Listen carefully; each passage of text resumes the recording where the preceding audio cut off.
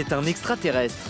Un extraterrestre au parcours hors norme. Joris a 25 ans et il y a 10 ans, dans un petit village du Beaujolais, il découvre ce sport de danseur acrobate. Une rencontre improbable. Quelqu'un venait, amenait sa petite amie qui était aide-soignante à domicile. Et en fait, pendant une demi-heure, il n'avait rien à faire. Et il avait porté son petit BMX et il faisait du vélo, du flat, donc ce qu'on voit au sol. C'est très rare d'en voir. Et moi, j'avais un petit BMX à l'époque. Je transportais juste mes copains derrière les cale-pieds. Au pire, je faisais du cross, mais voilà. Et j'ai vu ce qu'il faisait et je suis tombé sous le charme du sport, quoi, parce que c'est vachement artistique. Je suis pas vraiment casse-cou. C'est quand même technique, il faut de la persévérance et j'ai adoré.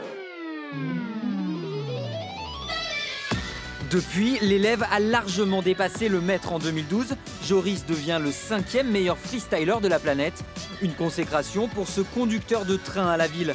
Surtout que lui n'a pas, comme tous les autres finalistes, les moyens d'en vivre. Pire, en 2013, il rate les championnats du monde. La faute à son travail. C'est un rêve, oui, c'est un rêve d'en vivre parce que on s'acharne beaucoup dessus, on passe beaucoup d'heures d'entraînement, on se casse beaucoup de choses et du coup oui c'est un rêve. Et pour comprendre ce rêve, il suffit de l'écouter.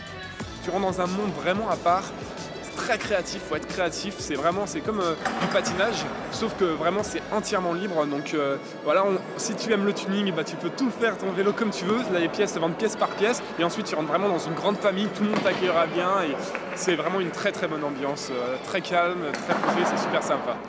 En juin, Joris a déjà pris rendez-vous, c'est à Cologne en Allemagne pour les championnats du monde. Il doit y être, il se l'est promis car il ne veut pas encore prendre sur la concurrence un train de retard.